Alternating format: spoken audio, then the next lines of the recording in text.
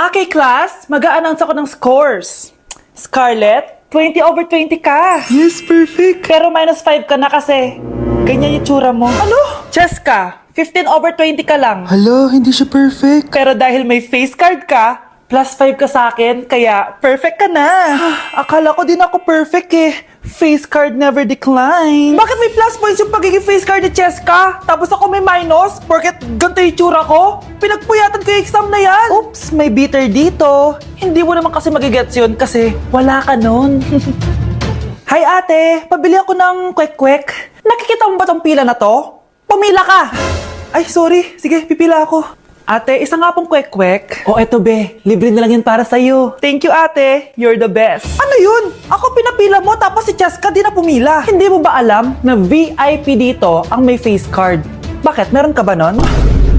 Face card pa lang gusto nyo ha. Bibigyan ko kayo ng face card. Okay class, mag-exam tayo. Cheska, exempted ka na sa exam kasi may face card ka. Good luck guys ha, huwag niyo masyadong galingan. Ma'am, exempted din ba ako? Dame un Okay? Scarlett? Okay?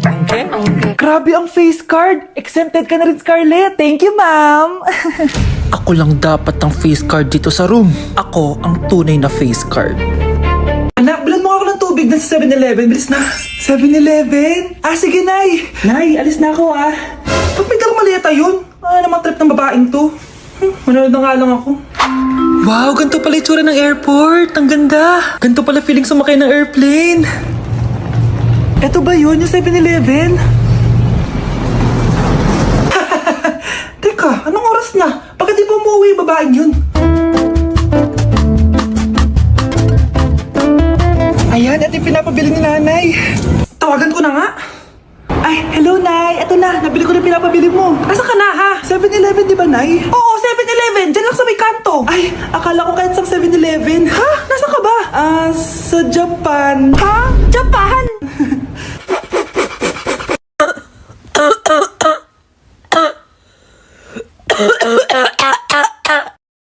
Nandito ako sa Japan ngayon at titikim tayo ng Japanese convenience store snacks. Hulaan niyo kung saan ako pupunta, walang ganito sa Pilipinas.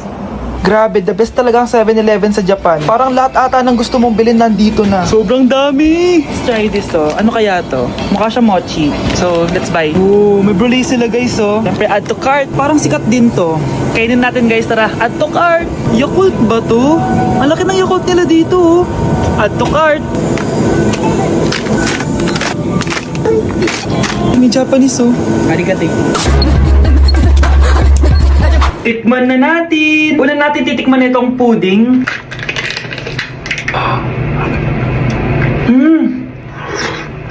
Lasa siyang lotion. Lasang lotion na! I'll give it 6 out of 10. Next, chips na lasang spinach pizza. Parang maanghang siya. Kalasa nga guys. Sarap. 7 out of 10 to. Yung kamay. Sa mga drinks naman, so first, ito. Alam niyo yung sa Kmart, yung banana na nalagay ko dyan. Ganun yung lasa niya, pero hindi masyadong matamis. So, 7 out of 10. Favorite. Next, ito guys, super cute na ito, kaya kinuha ko. So, parang siyang mochi. Pero di ko alam kung ito, wala kasi siyang English subtitle. Ang cute niya! Tapos amoy sabon. Alam mo yung Kojic, ganun. Ganun yung amoy niya. So, ito yung itsura niya. Candy ata to Para kang ngumunguya ng sabon. 3 out of 10 ka lang, be. Okay, next, itong Pringles na lasang chicken barbecue. Ba't may ganun? Amoy na natin. Amoy biryani.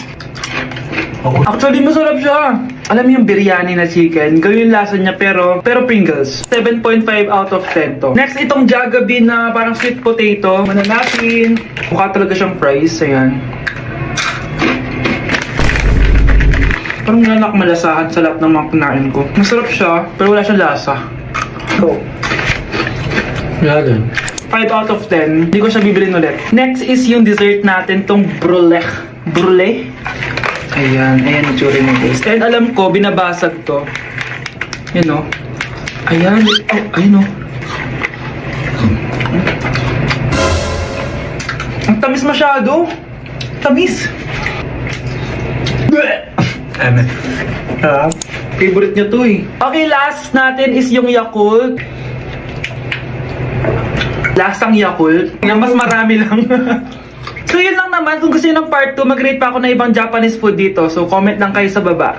Nasa Japan pa rin ako at titikim tayo ng Japanese convenience store food part 2. Hulaan nyo guys kung nasaan ako. Walang-wala na ito sa Pilipinas, promise.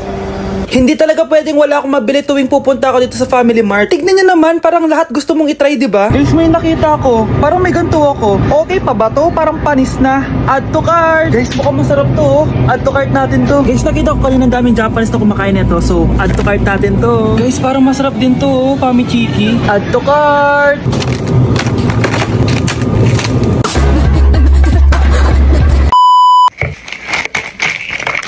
Tikman na natin! Una natin titikman na itong mukhang baya. Bakit kaya ganito kulay niya? Ito yung amoy niya, amoy mani. Unang kagat. Masarap siya pero lasa siyang mani. Oo eh. Masarap siya. Sarap siya. 7 out of 10 to. Next natin tong Famichiki. Tignan nyo guys, grabe. Walang buto to ah. So best! Pupunta talaga ako ng Japan para lang dito. Buhay ko out of 10 to guys. Next, mag-drinks muna tayo. Sarap. Wala akong masabi. Ang sarap niya. 10 out of 10 to sa akin. Ang daming Japanese na kumakain nito kanina. So, try na natin kung masarap ba talaga. Yung natik mo. Parang siya marshmallow. Ayos din yan.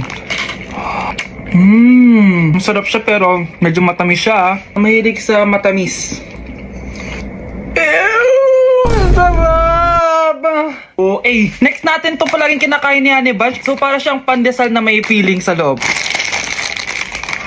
Dami pala niya. May laman siya guys. You know? Masarap siya pero wala siyang lasa. O yun naman, magko-comment na naman masarap pero walang lasa eh. I'll give it 7 out of 10. Next natin tong parang mushroom na parang chocolate din. Next natin tong Ganito yung itsura niya.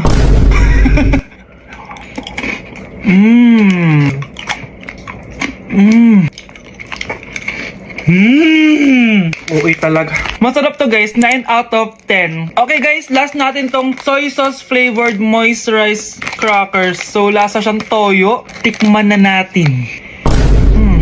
Amoy singit. So ganito yung itsura niya. nga, may singit. Wag nyo try guys. 1 out of 10 lang to.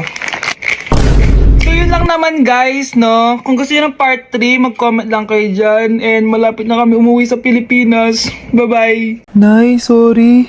Napagastos ka pa tuloy sa pagpapa-hospital sa akin. Ano ka ba anak? Nawala na nga sa akin yung kuya mo, di ba?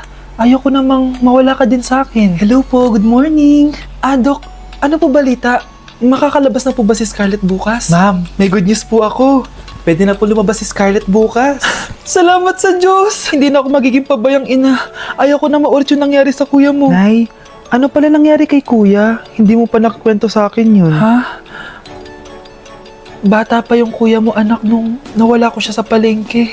Mare, magkano tong sitaw? 50 na lang sa'yo, Mare. Ang mahal naman, Mare. Pwedeng 20 na lang to. Mga laruan ba yun? Ang ganda nun na. O siya, sige na, kumare naman kita eh. Ayun yung gusto ko sa'yo eh. Tara na, anak. Anak, anong lugar na to? Nasaan yung batang yun? Nasaan na si nanay? Nay! Anak! Ate, may nakita po kayong bata dito? Ay, wala po akong nakita eh. Nasaan na ba yun? Anak! Simula noon, hindi ko na nakita yung kuya mo, Scarlett. Hanggang sa may pumuntang pulis sa bahay natin.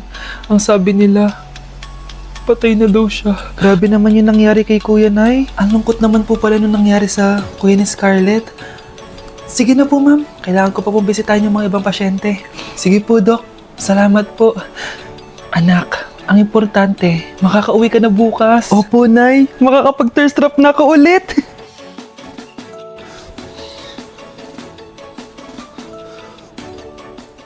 Anak, tara na, uwi na tayo. Nay, may pinapabigay pala si Doc sa'yo. Oh, ano naman kaya to?